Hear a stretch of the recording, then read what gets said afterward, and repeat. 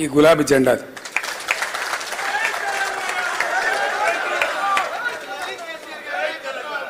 అయితే వాడోడు వీడోడు పాపం అవగాహన ఉన్నోడు లేనోడు బీఆర్ఎస్ కథమే చేస్తాం భయ్ మోకాలంత ఎత్తులేనోడు కూడా మాట్లాడుతుంది.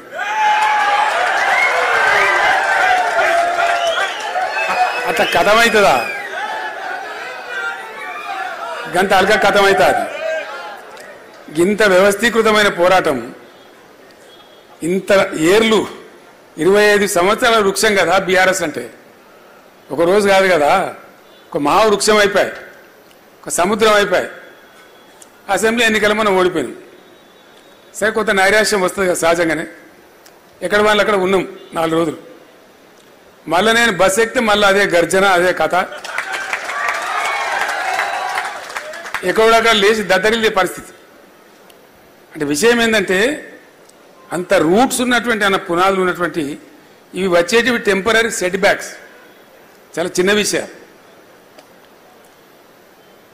ఇవి సహజంగా వస్తుంటాయి, చాలా జరుగుతాయి ఇట్లా హిస్టరీలో మనం చూస్తే. మనకన్నా ముందు కూడా 10 ఏళ్ళు కాంగ్రెస్ అపోజిషన్లో ఉండే కదా, మరి కథం అయిపోయినరా? కాలే కదా, మళ్ళీ ప్రభుత్వానికి వచ్చింది కదా. అట్లనే గ్యారంటీగా మళ్ళీ రేపు వచ్చేది బీఆర్ఎస్ 100%.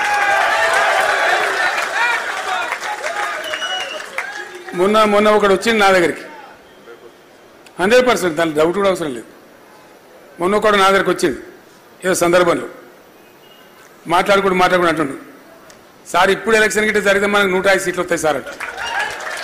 ఇప్పుడు జరిగితే ఎందువల్ల వస్తున్నది ఆ మాట? దానికి కారణం ఏంది? నిష్కారణంగా ఏది రాదు. తప్పకుండా ప్రతి దాని వెనుక, ప్రతి ప్రొవొకేషన్ వెనుక, ప్రతి థాట్ వెనుక ఒక సందర్భం ఉంటుంది, విషయం ఉంటుంది. మనం ఏం చేసినాం? డంబాచారాలకో పిఆర్ స్టంట్లకో పిచ్చి పిచ్చి కథలకో కాకుండా తదేక దీక్షతోని వెనుకబడ్డ ఈ తెలంగాణ, ఆగమైన ఈ తెలంగాణ ఎట్లన్నా చేసి గడ్డకు పడాలి, ఒక ఆ పని చేసినాం మనం 10 ఏళ్ళు. నిరంతరం అదే పని. నీళ్ళ ప్రాజెక్టులు కావచ్చు, మంచినీళ్ళు కావచ్చు, కరెంటు కావచ్చు, పేదల సంక్షేమం కావచ్చు, అన్ని సామాజిక వర్గాల యొక్క మంచి పనులు కావచ్చు, చాలా అద్భుతంగా చేసినాం మనం. దాని ఫలితాలు వచ్చినాయి. రైతు బంధు ఇస్తేదో వాటికి పిచ్చోళ్ళ లెక్క ఓట్ల కోసం ఇయ్యలే, ఒక అవగాహనతోని వ్యవసాయ స్థిరీకరణ కోసం ఇచ్చినాం. దాంతో 18.32 తెలంగాణ జిఎస్డిపిలో 18.32 అగ్రికల్చర్ సెక్టర్ నుంచి వస్తూ ఉండే. చేప పిల్లలు పంపిణీ చేస్తుంటే కాంగ్రెస్ వాళ్ళని అభాషణ చేసిన అసెంబ్లీలో. కానీ 30,000 కోట్ల రూపాయల చేప పిల్లలు అమ్ముకున్నారు మనోళ్ళు. గొర్రె పిల్లలు పంపిణీ చేస్తూ ఉంటే కూడా అపహాస్యం చేసిండ్రు. ఎక్కడో అడుగు భాగంలో ఉన్న తెలంగాణ షీప్ క్యాటిల్లో దేశంలో నెంబర్ 1 స్థానానికి పోయినాం మనం. అట్లా ఎన్నిట్లా బాయి కాడికి పోదామంటే భయపడి పాము కడుతుందో తెలుగడుతుందని భయపడ్డ తెలంగాణ. ఎంతోమంది పాము కాటుకు కూడా చచ్చిపోయిన తెలంగాణ. 2014 ముందు దర్జాగా కాలు మీద కాలేసుకొని నడింట్లో పండుకొని పొద్దుగాల ఛాయ్ తాగి నాష్టా చేసి పొలం బారిందా లేదని రైతు పోయి ధీమాగా చూసే తెలంగాణ తయారు చేసినాం మనం. ఎస్, డెఫినెట్గా గ్రామీణ ఆర్థిక వ్యవస్థను మొత్తం పరిపుష్టం చేసినాం. ఇవన్నీ అర్థం కాకుండా పెన్షన్ల పేరు కావచ్చు, రైతు బంధు పేరు కావచ్చు, మరొకటి కావచ్చు 1,000 కోట్ల రూపాయలు గ్రామీణ ప్రాంతాలకు పంపు చేసినాం. ఎంత బాగా అయినుండే మన పల్లెలు, ఎంత అద్భుతంగా తయారైనుండే. హరితహారం చెట్లతోని, పల్లె ప్రకృతి వనాలతోని, క్రీడా ప్రాంగణాలతోని, పల్లె బాట పట్టణ బాట, పల్లె ప్రగతి పట్టణ ప్రగతి కార్యక్రమాలతోని ఎంత మంచి గ్రామాలు తయారైనుండే. ఇండియాలో ప్రతి గ్రామ పంచాయతీకి ట్రాక్టర్న రాష్ట్రంలో ఏదిరా అంటే ఒక తెలంగాణ. ఇండియాలో ప్రతి ఊర్లో పార్కున్న రాష్ట్రం ఏదిరా అంటే తెలంగాణ. జిఎస్డిపిలో నంబర్ 1 ఎవరు అంటే తెలంగాణ. పర్ క్యాపిటల్ నంబర్ 1 ఎవరు అంటే తెలంగాణ. పరిశుభ్రమైన నీళ్ళు ఇచ్చినోడు ఎవరు అంటే తెలంగాణ. నిరంతరంగా 24 గంటల కరెంట్ ఇచ్చినోడు ఎవరు అంటే తెలంగాణ. ఇట్లా ఎన్ని నంబర్ 1 ఉన్నాం మనం? అన్నీ ఉన్నాం. అయినా అప్పుడప్పుడు కొంత విషపు గాలి వస్తుంది. కొన్ని విష ప్రచారాలకు అత్యాశలకో అడ్డగోలు హామీలకో ప్రజలు అప్పుడప్పుడు భ్రమిస్తారు. ఆ భ్రమలోనే అనుకోకుండా కొంత శాతం అటు జాపిన చెయ్యి 1.8%తోని మనకు ఎన్నికల్లో డిఫీట్ వచ్చింది. అది ఒక మాట నేను మీ అందరితో మనవి చేస్తా ఉన్నా. చాలా దృఢ సంకల్పం మనకు ఉండాలి. గులాబీ జెండా పుట్టిందే తెలంగాణ సమాజ రక్షణ కోసం. ఖచ్చితంగా గులాబీ జెండా పనిచేసిందే రాష్ట్రం తెచ్చే విషయంలో కానీ ప్రభుత్వం నడిపే విషయంలో కానీ అదే పని చేసినాం. మనం ఇంకో పని చేయలే, డెడికేటెడ్గా చేసినాం. ఇప్పుడు కూడా మన కర్తవ్యం అదే ఉండాలని చెప్పి నేను మీతో కోరుతా ఉన్నా. ఈ దశాబ్ది ఉత్సవాలను పురస్కరించుకొని రేపు కూడా మనం పనిచేయవలసింది ఏంది? రాజకీయం అంటే పాలిటిక్స్ అంటే మేము అధికారంలో ఉంటేనే పాలిటిక్స్ అనేది తప్పు. రాజకీయం ఒక నిరంతర ప్రవాహం. ప్రజలు ఏ పాత్ర ఇస్తే ఆ పాత్రలో పనిచేయాల్సిందే. ఒకసారి పవర్లో ఉండొచ్చు, ఒకసారి అపోజిషన్లో ఉండవచ్చు, కానీ పని చేస్తూ ఉండాలి. అప్పుడే ఆ సంస్థకు విలువ ఉంటుంది, ప్రజాక్షేత్రంలో గరిమ ఉంటుంది. కాబట్టి ఎట్లా ఉన్నా ప్రజల కోసం పనిచేయడమే మన కర్తవ్యం. 100కు 100% ఈరోజున్న ప్రభుత్వం వేసే తిర్రిమొర్రి వేషాలు, వాళ్ళు పాల్పడుతున్న చర్యలు నాకే చాలా ఆశ్చర్యంగా ఉంది. మొత్తమే కరెంటు లేని తెలంగాణ నేను ముఖ్యమంత్రి అయినప్పుడు ఉండే ఘోరమైన కరెంటు బాధ. దాన్ని బాగా చేసినాం, 9 ఏళ్ళు నడిపినాం. అసలు అద్భుతం కదా. కరెంటు పోవడం అనేది లేకుండా మనం కూడా మర్చిపోయాం. జనరేటరు, ఇన్వర్టరు, కన్వర్టర్లు అని మాయమైపోయినాయి. అటువంటి తెలంగాణ మళ్ళీ వాళ్ళకి అదనంగా ఎన్టీపీసీ నుంచి 1600 మెగావాట్ల విద్యుత్ కూడా వచ్చింది. అయినా మళ్ళీ వాళ్ళ అశక్తత ఏందో అసమర్థత ఏందో నాకు అర్థమైతే లేదు. నిన్న కూడా ఎక్కడో పట్టణంలో హైదరాబాద్లో అర్ధరాత్రి పోయి రోడ్డు మీద జనం పోయి గడబడి చేశారు. ఏదో సిటీలో ఏదో భాగంలో ఊళ్ళు కాదు, నేను హైదరాబాద్ సిటీలో కూడా బాచ్పల్లి ఘోరంగా ఫోటోలు వస్తూ ఉన్నాయి, వార్తలు వస్తూ ఉన్నాయి టీవీలలో. వాళ్ళు ఏదో ఉల్టా మాట్లాడుతున్నారు. మన ముఖ్యమంత్రి అంటే హరీష్ రావు పోయి లైన్ మీద పని చేయనిస్తాడు. ఇప్పుడు హరీష్ రావు ముఖ్యమంత్రి, రేవంత్ రెడ్డి ముఖ్యమంత్రి రాష్ట్రానికి? ఎవడు ముఖ్యమంత్రి? ఒక ముఖ్యమంత్రి స్థాయిలో వ్యక్తికి అట్లా మాట్లాడచ్చునా? అంటే అంత పేలవమైన మాటలు.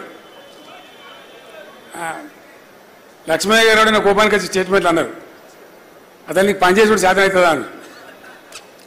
ఎందుకంటే ఇంత అద్భుతమైనటువంటి పథకాలు కొన్ని, అంత బాగా వచ్చిన కరెంటు ఎట్లా ఫెయిల్ అవుతుంది అసమర్థత కాకపోతే? మిషన్ భగీరథ మొత్తం యుఎన్ఓ కాడికెళ్ళి మెచ్చుకున్న పథకం. ప్రతి ఇంట్లో నల్లా పెట్టి పట్టణ ప్రాంతాలలో రూపాయికి కనెక్షన్ ఇచ్చి చాలా చాలా గొప్పగా జరిగిన కార్యక్రమం, ప్రజల అనుభవంలో ఉన్న కార్యక్రమం. అది ఎట్లా కింది మీద అయితే నాకు అర్థం కాదు. తెలివి తక్కువతనం కాకపోతే దీన్నంతా ఏమనుకుంటారు ప్రజలు? రైతు బంధు గదెట్లా బంద్ అవుతుంది? ఎందుకు ఆగం చేసుడు వాళ్ళని? దానికి ఆంక్షలు పెడతాం, కొంక్షలు పెడతాం. మీరు 10,000 ఇస్తే 15 ఇస్తామని వాగ్దానం చేయడం, తర్వాత దాన్ని భంగం చేయడం, పాత 5,000 కూడా ఇవ్వకపోవడం. ఏమనిపిస్తుంది ప్రజలలో? కాబట్టి ఇప్పుడున్న ప్రభుత్వానికి రోజులు దగ్గర పడ్డాయి. గ్యారంటీ మాట. ఎందుకంటే మెట్లు ఉంటాయండి. నువ్వు ఎక్కడు స్టార్ట్ చేస్తున్నావో పైకి పోతావు, దిగుడు స్టార్ట్ చేస్తే అడగతావు. గ్యారంటీ మాట, అది న్యాచురల్. దానిలో ఏం బ్రహ్మ పదార్థం లేదు. దాని పెద్ద సిద్ధాంతం ఉన్నది దాన్ని అర్థం చేసుకోవడానికి. వాళ్ళు స్టెప్ డౌన్ అవుతున్నారు, వాళ్ళు కిందికి అవుతున్నారు. అన్నిట్లో విఫలమే. కరెంటు రాదు, రైతు బంధు రాదు, మంచినీళ్ళు రావు, సాగునీళ్ళు రావు, పెన్షన్లు ఎగ్గొడతారు. 2 ఇస్తే 4 ఇస్తామని అర్రాసు పడలేక వాడి ముసలోళ్ళు నాగం పట్టించి ఆ 2 కూడా ఇయ్యక ఆయనతో జనవరి నెలలో ఒక నెలదే ఎత్తగొట్టింది. అప్పుడు ఏమొస్తుంది జనంలో? ఏం అభిప్రాయం వస్తుంది? సహజంగానే ఆ ప్లేస్లో మనం ఉంటే కూడా ఏమనుకుంటాం? ఇంత దోకానా అనుకుంటాం, అంతే కదా. సో ఇవన్నీ పరంపర జరుగుతూ ఉన్నాయి. నిన్న ఇంకోటి ఏంటంటే, ఇప్పుడు ఆ రైతులు నిరంతరంగా ఉండ్రి 9 ఏళ్ళు పాపం. అంతకుముందేమో పోలీస్ టౌన్లలో పెట్టి ఎరువు బస్తాలు అమ్మిండ్రు, లాఠీ చార్జీలు చేసిండ్రు. మనం వచ్చిన తర్వాత అరవ కష్టం పడి ఆ బాధ తీసేసినాం. ఎప్పుడు పడితే అప్పుడు ఏ రైతు ఎప్పుడు పడితే అప్పుడు పోయి ఇష్టం కొనుక్కోవచ్చు పోవచ్చు, అసలు పరిశానం లేకుండే. మళ్ళీ ఇప్పుడు పాస్ పుస్తకాలు అవేంటి ఆధార్ కార్డులు మన్ను కార్డులు అన్నీ చెప్పులు లైన్లో పెడుతుంటారు. చెప్పులు లైన్లో పెడుతుంటారు కాబట్టి మీరే పెట్టుతుంటారు. ఇత్తనాలు కుళ్ళద్దరితో కూడా అడ్డుపోతారు కానీ గిట్ట తడడన్నా మనం దండం పెడితే కూడా చెప్పులు పెడతాడా? అంటే గింత చిలిపిగా గింత చిల్లరగా ఏదో తీసి ఇట్లా మీరు అన్నారు కాబట్టి మీ మీదకి మళ్ళీ తిరిగి ఇస్తామన్నట్టుగా ఒక చీప్ పాలిటిక్స్తో మాట్లాడుతున్నారు తప్ప నిజంగా బాధ నివారించాలి, అట్లా జరగకుండా చూడాలి అనే సోయి తప్పిన ప్రభుత్వం ఉంది. ఇప్పుడు ప్రతిదాన్ని ఒక చిల్లర రాజకీయం కింద చూడు. అద్భుతమైన కార్యక్రమం తెచ్చిన మనం దళిత బంధు, దాన్ని నిలిపేసిండ్రు. మీరు 10 లక్షలు ఇస్తే మేము 12 లక్షలు ఇస్తామన్నారు. ఇలా దాని ఆతా లేదు పతా లేదు, అడిగిన లేడు పడుచుకున్న లేడు అని ప్రతి వాళ్ళు అందరి కోపం వస్తున్న కారణం ఏంటంటే ఒకళ్ళు కాదు యావత్తు తెలంగాణ సమాజానికే మోసం. గీత కార్మికులు ఉండి మొత్తం బంద్ పెట్టిన రంగారెడ్డి జిల్లాలో అంతకుముందు ప్రభుత్వం కళ్ళు దుకాణాన్ని బంద్ పెట్టి ఉద్యమంలో నేను చెప్పిన తెలంగాణ వచ్చిన తెల్లారి మొత్తం తెరిపిస్తాను, బ్రహ్మాండంగా తెరిపించినాం. ఇక్కడ హైదరాబాద్ వాళ్ళకి కాదు మన ఊళ్ళలో ఉండే గౌడ మిత్రులకు కూడా పని దొరికింది, బతికింది. మనం చెట్ల రకం మాఫ్ చేసినాం, కోట్లాదిగా ఈత తాటి వనాలు పెంచినాం. ఎందుకంటే ఒక వృత్తి ఆ కార్మికులు బతకాలని మనకు సోయి ఉండే కాబట్టి. ఇవాళ కళ్ళు డిపోల మీద దాడులు అంటే బతకనిస్తలేరు వాళ్ళని, ఎందుకో నాకు అర్థమవుతలేదు. భయంకరమైన దాడులు వాళ్ళ మీద. గీత కార్మికులంతా మొత్తుకుంటా ఉన్నాం. నాకు 4 పెద్ద మనుషులు కడితే చెప్తున్నారు ఇదేం దౌర్జన్యం సాధించారా, మీరు నోరు తెరవాలంటే తెరుస్తాం, ఎందుకోకుంటాం. మా నాయకులు లేరా, మా గౌడ నాయకులు లేరా, మొత్తం మాట్లాడతాం, అవసరమైతే యుద్ధం చేస్తామని చెప్పిన, మీ తెలుగు రాకుండా చేస్తామని చెప్పిన. జైల్లో పెట్టుడు, కేసులు పెట్టుడు, వాళ్ళేం దొంగ పని చేసేవాళ్ళు కాళ్ళు అమ్ముకొని బతారు. అంతకుమించి పెద్ద దొంగ పని చేసేవాళ్ళు కాదు. మళ్ళీ వాళ్ళు కోటీశ్వర్లు కాదు, స్మగ్లర్లు కాదు.